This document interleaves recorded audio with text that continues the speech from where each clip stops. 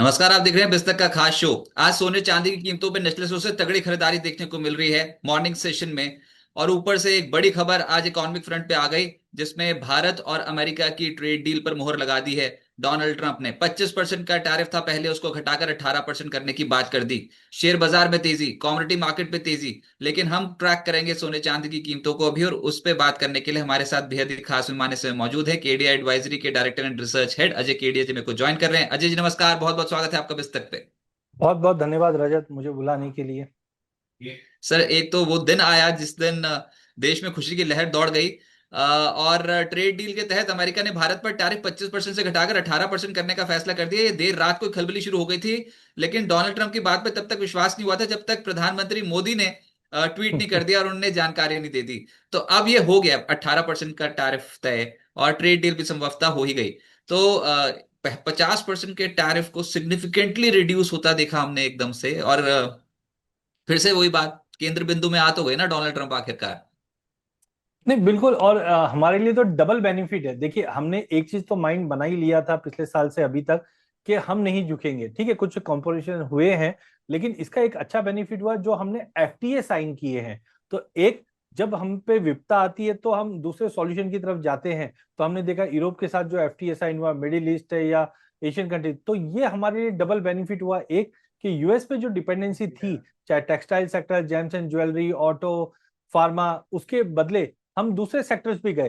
देखिए, पहला चीज, जब ये टैरिफ ड्यूटीज लगी थी, तो ये बिल्कुल कतई ऐसा लग नहीं रहा था। मैं तो इनफैक्ट पकड़ता हूँ थोड़ा सा कि 18%, हाँ, सेटिस्फैक्ट्री है। क्योंकि लास्ट टाइम जब ये 25% जब अनाउंस हुआ था, तो ये लग रहा था कि what crime we have done, because India और यूएस के रिलेशन काफी अच्छे थे। तो वी वर एक्सपेक्टिंग कि 15-16 पे लोवेस्ट पे आ जाएंगे। बट 18% भी मुझे लगता है बहुत बढ़िया है, जिससे textile, James and jewellery, auto sector, agriculture, metal engineering, chemical, pharmaceutical तो वैसे भी चलो लाइन में ही बने हुए थे। लेकिन एनर्जी पे बहुत देखना पड़ेगा, क्योंकि अब हमने ना तो किया है रशियन ऑयल को, लेकिन इसकी जगह पे वेनेजुएलन ऑयल आएगा। बट जो प्राइस और कॉस्ट पे आएगा वो इम्पोर्टेंट है। बट हाँ, एक काफी वेटेड चीज थी। जैसे से क्लैरिटी मिलेगी, मुझे लगता है एक बूस्ट मिलता हुआ दिखाई देगा। निफ्टी जिस ढंग से मूव कर रही है, तो डेफिनेटली ये प्राइस फैक्टरिंग दिखा रहा है। पर सर, फिर मैं वही बात कर रहा हूँ कि खबर तो फिर अमेरिका से ही आती है ना असली तो। ये गुरुवार को भी एकदम से वो भनक लगी थी कि वहां के नए यूएस फेड चेयर नियुक्त होने वाले हैं। उनका नाम भी उन्होंने प्रपोज कर दिया डोनाल्ड ट्रंप ने कि हाँ, केविन वॉश ये होंगे अब नए यूएस फेड चेयर। तो उसके बाद से प्रेशियस मेटल्स में एकदम से गिरावट शुरू हो गई थी अचानक से। और अब जब हमारा बजट निकल गया, वित्त मंत्री ने बड़ी बड़ी घोषणाएं भी कर दी, तो उसके बाद मामला गर्म हो गया कि एफआईज इतने नाराज बैठे हुए हैं और उसके बावजूद आपने एसटीटी कैसे बढ़ा दिया फ्यूचर्स ट्रेडिंग के ऊपर। और मार्केट वहां से एकदम से क्रैश हुई थी बजट वाले दिन। लेकिन आज अब देखो, इक्विटी मार्केट भी तेज हो गई, सोना चांदी भी तेज हो गई, और वही डोनाल्ड ट्रंप की स्टेटमेंट फिर से आई है। तो ऊपर स्टेटमेंट आती है थोड़ी नेगेटिव, और जब क्रैश कर जाते हैं तो स्टेटमेंट हो जाती है थोड़ी पॉजिटिव। खलबली मचा रखी है। चाहे किसी भी एसेट की बात करें, सोना चांदी या फिर इक्विटी। नहीं, बिल्कुल। निफ्टी में जिस दिन हमने देखा था कि प्राइजेस 25 के नीचे गया, तब अब ऐसा लग रहा था। एक हमने भी चार्ट्स पे जब देख रहे थे, तो 200 मूविंग एवरेज काफी इंपॉर्टेंट था, लाज बचाते हुए दिखाई दिया। बट जो हमने संडे को एक फॉल बैक आते हुए देखा बजट वाले दिन, तो एक बार तो सबकी उम्मीद टूट गई थी कि भाई अब तो ये लेवल भी चले गया है। लेकिन आज जिस ढंग से वापस जो रात से दिखा है मार्केट में, ये बहुत इंपॉर्टेंट फैक्टर है। और जो पिछला लेवल भी ब्रीच हुआ है अच्छे वॉल्यूम के साथ, और बजट भी बड़ा इवेंट निकल चुका है। और कहीं ना कहीं हमने जो एफटीए साइन किए उसका भी बेनिफिट है। तो अब तक हम बोल सकते हैं वॉलिटिलिटी है। लेकिन जनवरी से अब तक हमने जो 32-33 दिन का ट्रेड देखा है, वो एक्चुअली इंडिया के बहुत ज्यादा फेवर में होता हुआ दिखाई दिया है। चाहे वो यूरोपियन नेशन के थ्रू एफटीए होना, और साथ में डोनाल्ड ट्रंप का मानना। हाँ, केंद्र बिंदु जो आप बोल रहे हो वो अभी भी यूएस है। डोनाल्ड ट्रंप जो डिक्टेट कर रहे हैं वही हो रहा है, नो डाउट। लेकिन यस, इंडिया, अब ठीक है, ट्रेड डील हो गई है, तो उसका इम्पैक्ट तो देखो पॉजिटिव पड़ेगा ही पड़ेगा मार्केट में। क्योंकि हमारा एक्सपेक्टेशन यही था कि ये अब ठंडे बस्ते में जाता हुआ दिखाई देगा। क्योंकि डोनाल्ड ट्रंप ने जिस ढंग से कनाडा पे 100% का टैरिफ लगाया था कि अगर आपने चाइना के साथ ये डील करते हो तो हम आप पे टैरिफ लगा देंगे, तो ऐसी भी ऐसा टॉक चल रही थी कि अगर इंडिया और यूरोप अगर डील करते हैं, तो या तो यूरोप पे टैरिफ लग जाएगा या इंडिया पे लग जाएगा। और क्योंकि हमने देखा था रशियन ऑयल पाई के ऊपर, हमने इंडिया के ऊपर भी डबल टैरिफ होते हुए देखा था। तो आई थिंक थोड़े कंसर्न जरूर थे, बट लेट्स होप अंत भला तो सब भला। और इंडिया के लिए तो वैसे भी हम जीडीपी 7% के ऊपर देख रहे हैं, फिजिकल भी 4.3 है, तो विन विन सिचुएशन है। बट जब बोलते हैं ना सारी खुशी एक साथ आ जाए तो थोड़ा डरना भी चाहिए। अब वो क्या डर हो सकता है वो बाद नहीं, में बस यही है देखेंगे। कि उनको याद ना आ जाए, उनको दोबारा से अपना नोबेल पुरस्कार कहीं फिर से याद आ गया तो फिर रात को बैठ के कुछ ना नहीं, बोल ले कि। लेकिन लेकिन रजत, इसमें आप एक पॉइंट देखिए कि पिछले हफ्ते डोनाल्ड ट्रंप व्हाइट हाउस में पुतिन के साथ फोटो लगवाते हैं। तो मतलब एक मैसेज ये भी आता है कि 2025 तक लड़ाई चल रही थी, हम सबसे बड़े दुश्मन थे, बट अगर फोटो लगाते तो वहां से भी एक सेगमेंट आता है। मुझे लगता है कि अगले 15-20 दिन में यूएस, रशिया और यूक्रेन के बीच में भी यूएस बहुत अच्छी मध्यस्थता करके ये वॉर भी अगर रुका देता तो वॉर प्रीमियम और कम हो जाएगा, जो इक्विटी के लिए बहुत बेनिफिशियल हो जाएगा, क्योंकि जो सैंक्शंस रशिया बाकी कंट्रीज पे लगे हुए हैं वो खत्म होते हुए दिखाएंगे, क्योंकि वो डील में ये डिमांड है रशिया की, ये सब सैंक्शंस हटाओ आप पहले। तो वहां पे भी इम्पैक्ट पड़ेगा, जो पॉजिटिव पड़ेगा मार्केट पे, और सोने चांदी पे ये नेगेटिव पड़ेगा। क्योंकि अब आप देखिए सोने चांदी के लिए जो कंसर्निंग चीजें है ना, वो एक एक चीज मैच्योर्ड हो रही है। जैसे यूएस इंडिया का ट्रेड टेंशन तो ये दिखाता है कि एक रुख जो है ट्रेड डील्स को लेकर वो अब नरम पड़ रहा है। दूसरा, यूएस ईरान के बीच में डी एस्केलेशन, वो अगेन हम देख रहे हैं कि नीचे आता हुआ दिखाई दे रहा है। डॉलर इंडेक्स 4 साल के लो से अब रिकवर करता हुआ दिखाई दे रहा है। फेड के जो नए चेयरमैन बनेंगे वो इन्फ्लेशन किल करने के लिए जाने जाते हैं, जो 2008 से 2011 के बीच में हमने देखा था। तो कुल मिला के मुझे लगता है कि आज जो सोने चांदी में जंप है उसको हम डेड कैट बाउंस बोल रहे हैं, कि इतने बड़े फॉल के बाद एक बाउंस तो बनता है। बट आई थिंक कहीं ना कहीं जो रिस्क प्रीमियम अब तक बढ़ा हुआ था 3 साल से, वो अब कम होता हुआ दिखाई दे सकता है 2026 में। मेरे को तो लग रहा था शेर की तरह दहाड़ रहा है सोना और चांदी, आपने तो उसको मरी हुई बिल्ली बोल दिया है। ये तो फिर आपकी वायरल हो जाएगी रील इस हिसाब से। तो अब ये सच्ची में डेड कैट बाउंस था। देखो वो इशारा बना था गुरुवार को और शुक्रवार को। शुक्रवार को जिस तरीके से गिरने शुरू हुए थे, उसके बाद कॉन्टिन्यूस जो हम हमारी आपकी बात हो रही थी कि मार्जिन ट्रेडिंग, मार्जिन पे जो लेते हैं तो वो मार्जिन बहुत ज्यादा बढ़ गए हैं, उसकी वजह से एकदम से क्रैश आना शुरू हुआ है मार्केट में।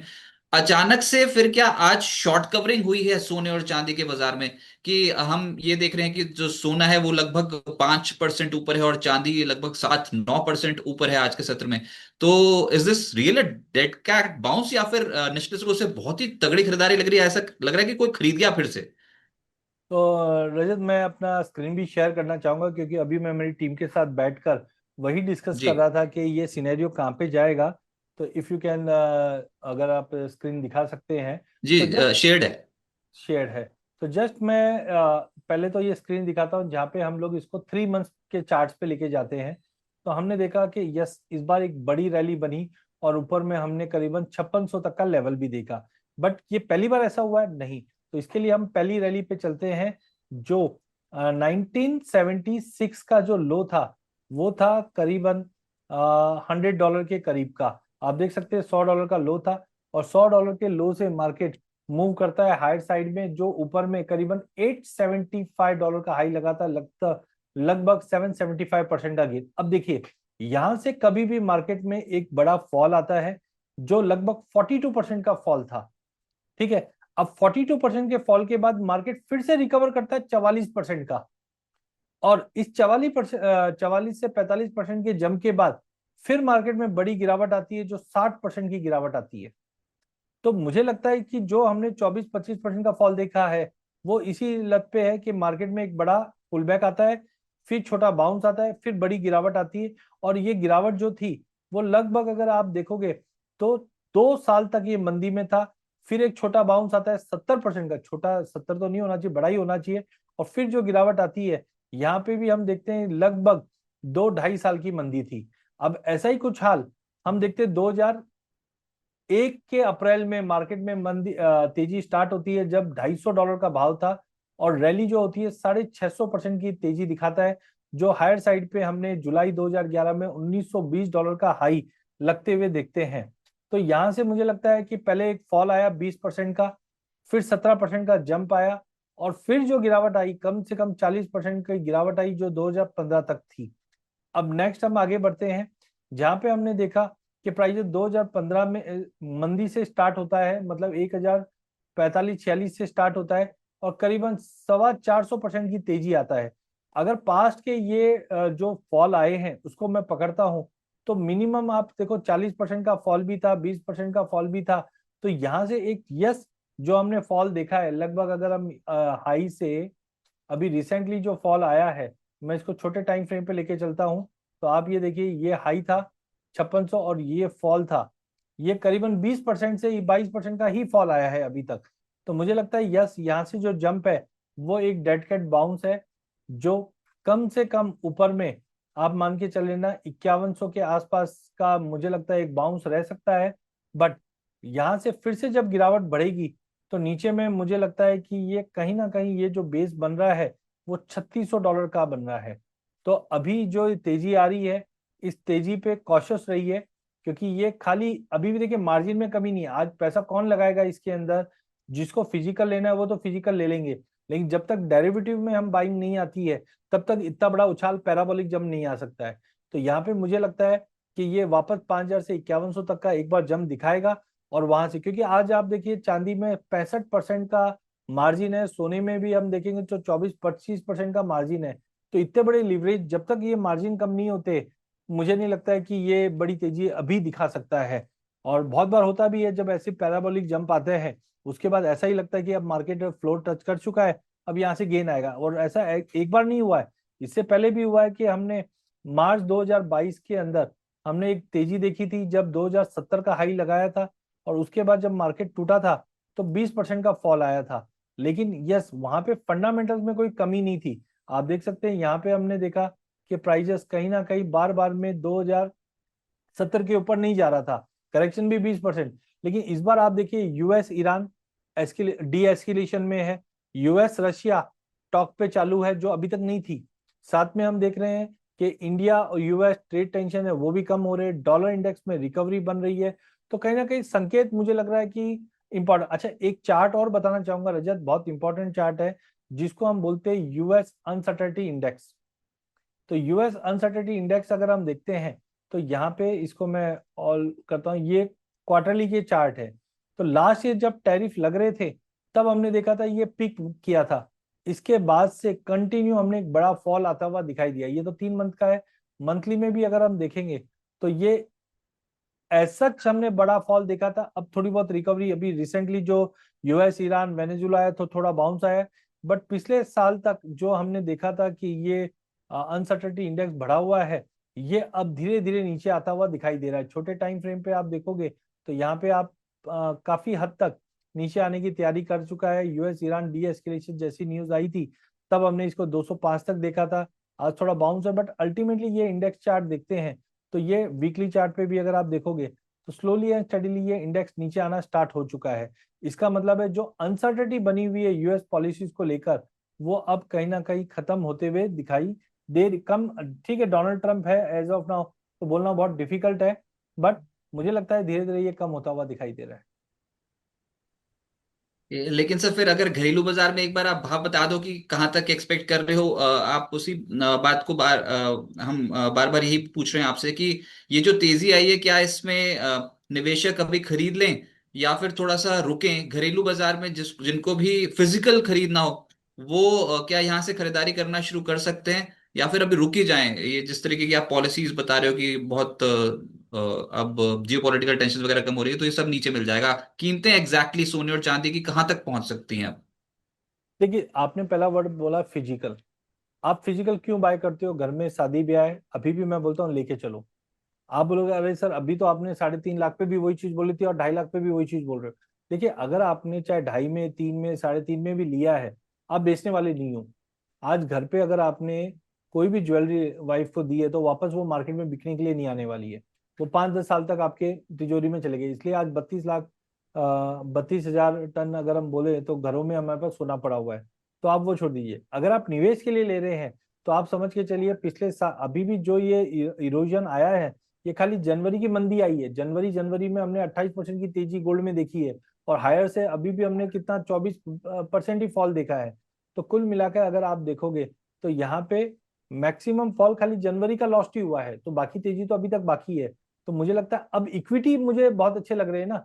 आज यूएस इंडिया का ट्रेड टेंशन खत्म हुआ है और यहाँ पे मार्जिन भी बढ़े हुए, तो मैं 25-30% मार्जिन देने के बजाय मैं इक्विटी में बाय करूंगा ना, क्योंकि वहां पे मुझे अब वैल्यूएशन दिख रहे हैं। तो मेरा मानना है कि बड़ी तेजी एज ऑफ नाउ नहीं है, डेड कैट बाउंस है।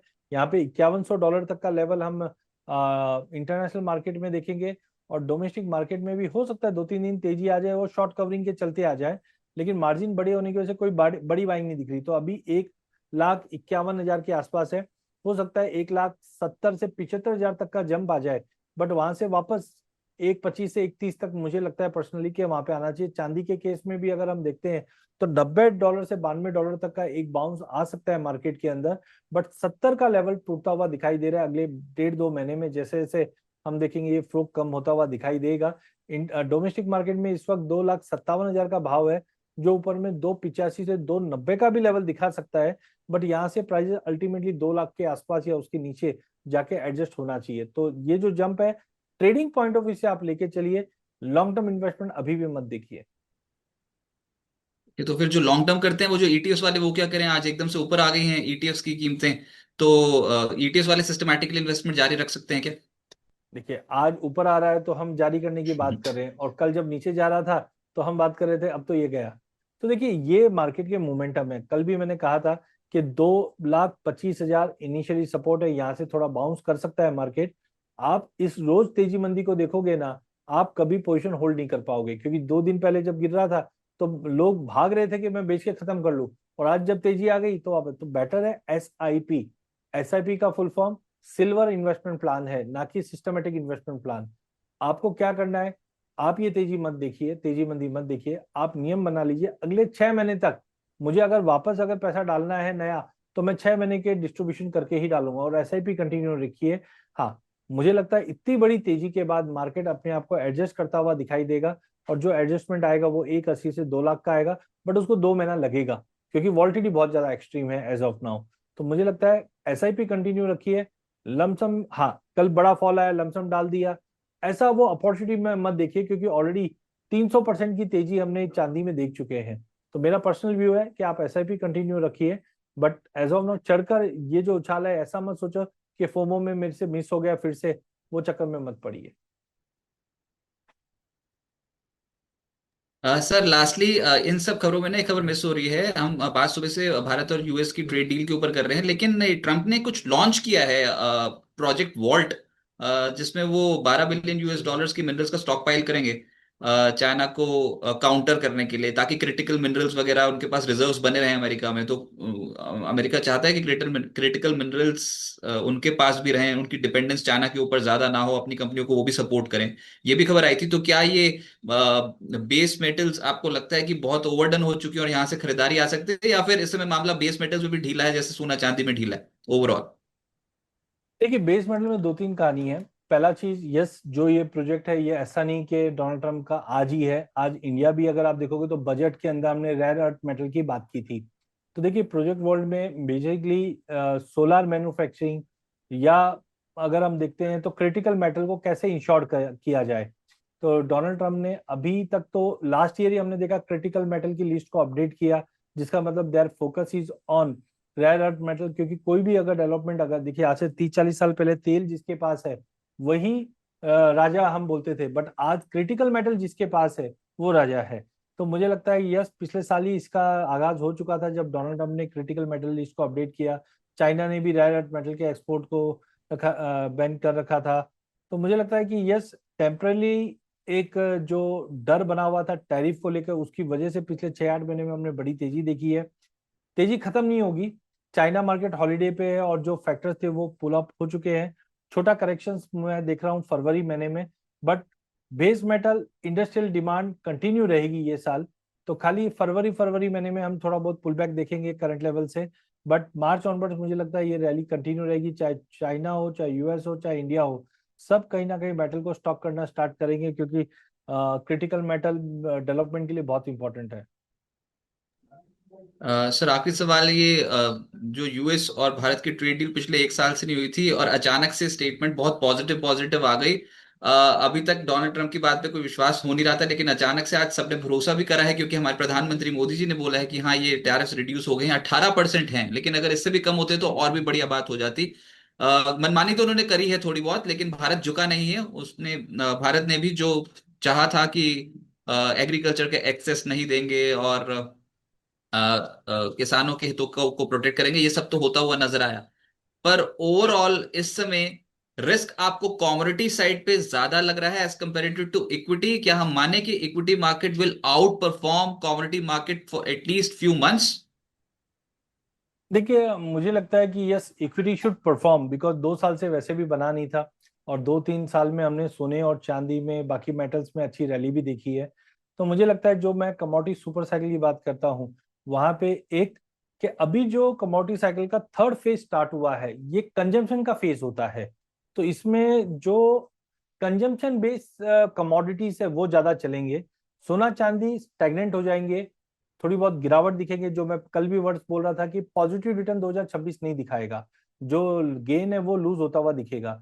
तो यस, बुलियन में मुझे करेक्शन लग रहा है, लेकिन कमोडिटी की रैली ये कुछ खत्म नहीं हुई है, ये और बढ़ते हुए दिखाई देगी, क्योंकि कंजम्पशन, अब देखिए इकोनॉमी सब अच्छी है, अब रेट कट्स भी हो रहे हैं, इन्फ्लेशन भी कम है, तो कंजम्पशन बढ़ेंगे। अब कंजम्पशन बढ़ेंगे, जैसे आज आप देख रहे सेमीकंडक्टर के ऊपर गवर्नमेंट ने काम करना स्टार्ट किया, तो ultimately the consumption of base metal will rise. तो मुझे लगता है कि base metal and agree commodity, ये कमोडिटी के अंदर अगला बिग साइकिल में आएंगे, जहां पे एग्री कमोडिटी के अंदर हम बड़ी तेजी देखेंगे, मेटल्स के अंदर तेजी देखेंगे, कंजम्पशन कंटिन्यू रहेगा। इक्विटी के अंदर, हाँ, सबसे बड़ा डर यूएस इंडिया का ट्रेड टेंशन था, रिसेशन फियर था।